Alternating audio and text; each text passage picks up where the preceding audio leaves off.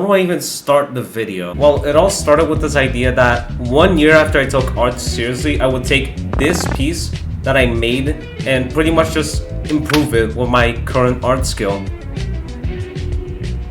I guess we should go do that then.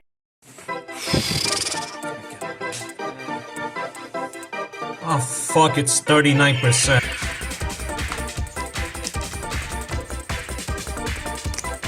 There we go.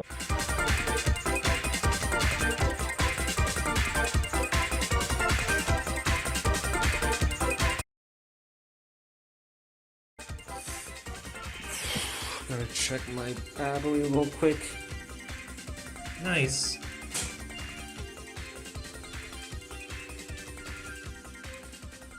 Yeah.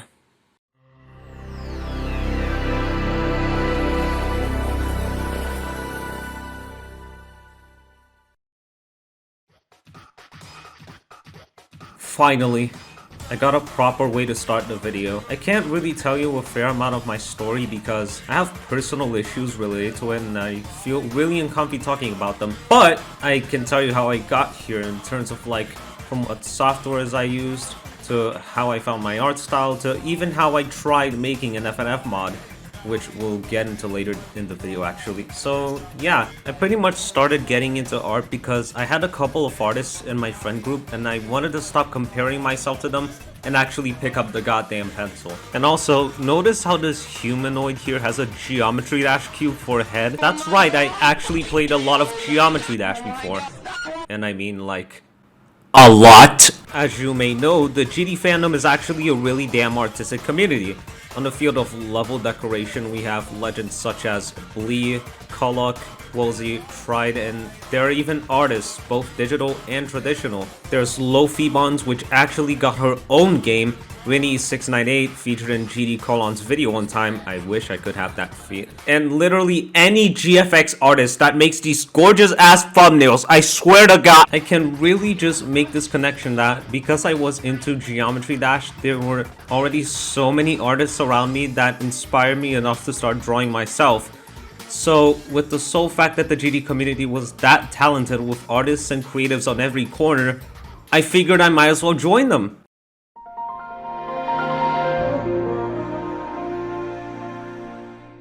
This part is probably going to be the shortest part of the video, but from my own experience, seeing all these artists in my friend group made me think that I should have started earlier. I asked the artists how long they've been drawing for, and some of them would say they've been drawing for 5 years, some would say as young as 3 to 4 years old, and some would just say they were drawing for pretty much their own life.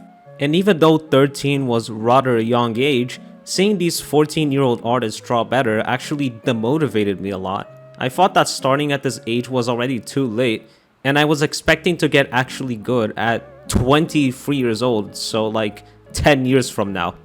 But what I didn't know was that I was so passionate and hyper fixated at art that I started looking at all these art tips and taking it so damn seriously that I ended up where I am now in only a year, a young and quote-unquote talented artist. And I'm putting the word talented in big quotation marks because really, talent is not real.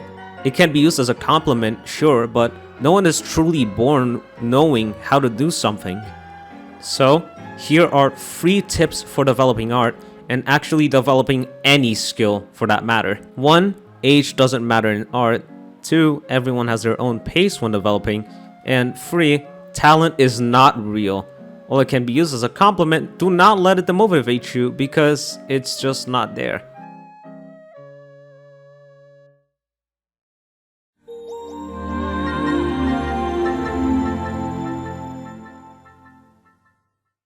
The tools I used when I first started drawing seriously were a CTL472 from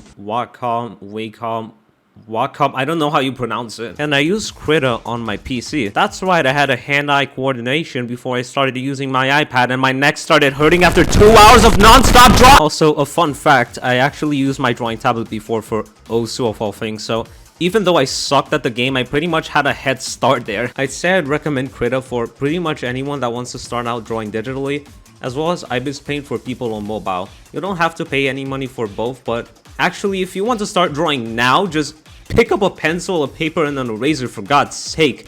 Use your phone or any other device for references, in fact. Just get a sketchbook and start drawing. Once you really decide to start drawing, that's when you start looking at other paid softwares to see what they have to offer. Or just keep doing traditional art. I use Procreate because of its simple and beginner-friendly interface, but no software really is perfect. I'll start listing some of them. Alright, so Krita is one of the more accessible softwares I've used. It's free and available on PC, Mac, Android tablets, and Chromebooks. However, it has an interface similar to Photoshop, so it might take a while to get used to it. Procreate is honestly a really accessible software if you already have an iPad.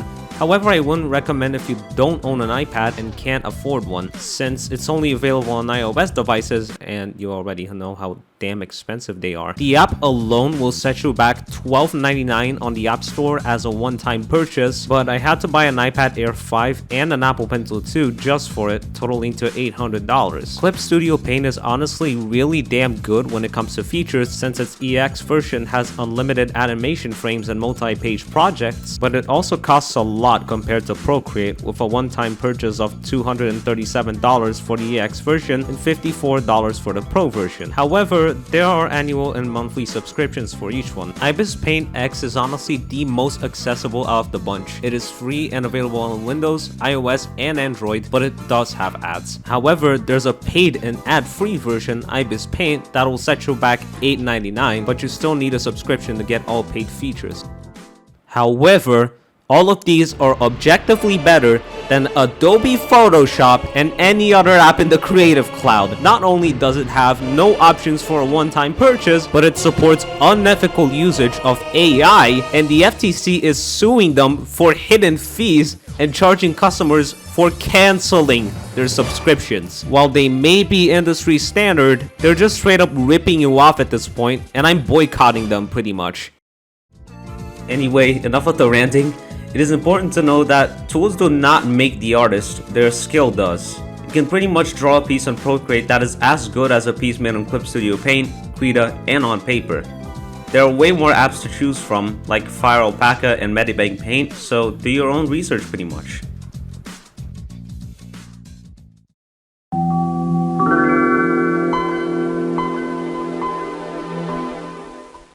Alright, so in the start of my journey, I obviously started making geometry dash fan art and content. One thing I eventually started doing was level personifications, which is taking GD levels and turning them into characters. The current characters I have are Koeo, Acheron, and Midnight, but I'm planning to make a video making 3 new level personifications. Anyway, GD Cologne will later make a video about it for April Fools, and I later found out that it had an entire community over on Tumblr and I didn't even know that it existed. Level personifications are an absolutely great way to test and improve your character design skills. The way you incorporate levels into people or even just beings relies on understanding shape language, character silhouette, and just what vibe the level gives off. Is it upbeat? Is it fierce? Is it mysterious? I'm asking you. Anyway, I need to let go of that tangent and tell you how I found my style. That's because there was this one art lesson that really changed my style as a whole. It basically consisted of taking this one bust shot of a random guy and try to actually shade it without any line art, applying what I've learned from shading, stuff like ambient occlusion, reflective lighting, and the like. At first, I kinda hated it, but the result came out so gorgeous that I just became addicted to it. I did all my art fight thumbnails in that style, and people were complimenting my style all over the place on TikTok, so I kept going. I'm not saying that you should make content for other people instead of making it for yourself, because I genuinely think this style is helping me find my own identity. I did change it along the way, adding a little thing here and there, but overall, I just love this way of drawing. Or painting, that is. Anyway, let's take a look at the sketch. Oh yeah, I have to explain how I construct my body illustrations now compared to before. Wait. Do you see all of these pieces and actually enjoy them? Well, if you do, you can get a custom one made by me. That's right, I actually do commissions, and it's actually unfathomable that I managed to do them just under a year after I started to draw. Anyway, I do backgrounds, full bodies, and more, and you can check my full commission sheet on the link in the description. Fun fact, I can also do geometry dash art, and I got a commission just for that. So yeah, back to the video.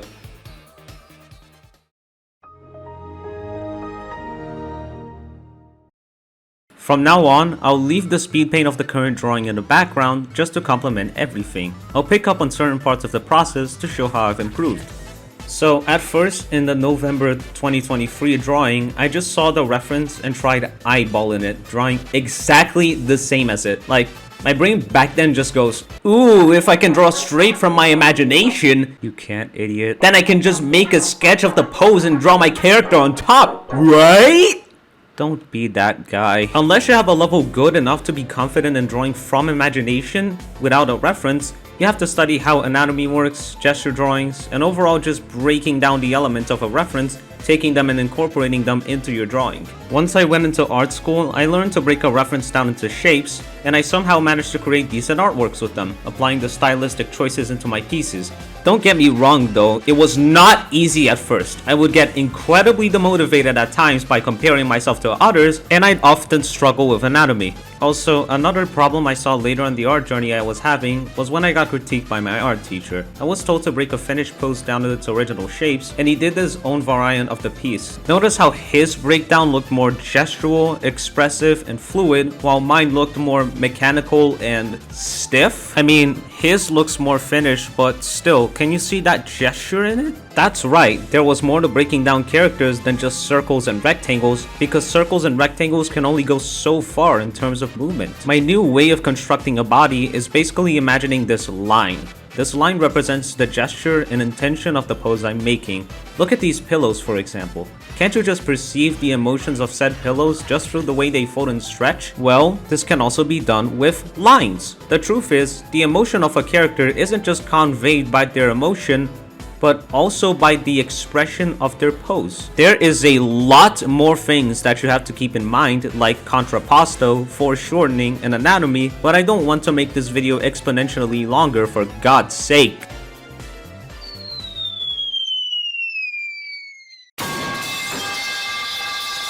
Here's the finished drawing. Honestly, it took me really damn long since I was just gonna show one huge speed paint in the video, but then I lost the footage.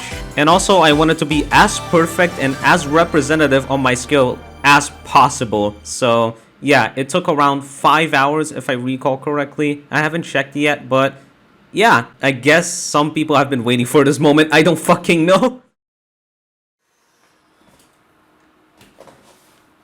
So yeah, that's pretty much it for my first year of my art journey. First off, massive thanks to everyone that supported me on this journey. Shout out to Pink Trash Goblin, Lofi Buns, Winnie698, Colon, Eonian, Netba, Scray94, Red Czo7, D'Artino, and most importantly, the FNF team and Marco Antonio from the Mario's Madness V2 team for getting me into animation, and RobTop Games for making this absolute banger of an art form.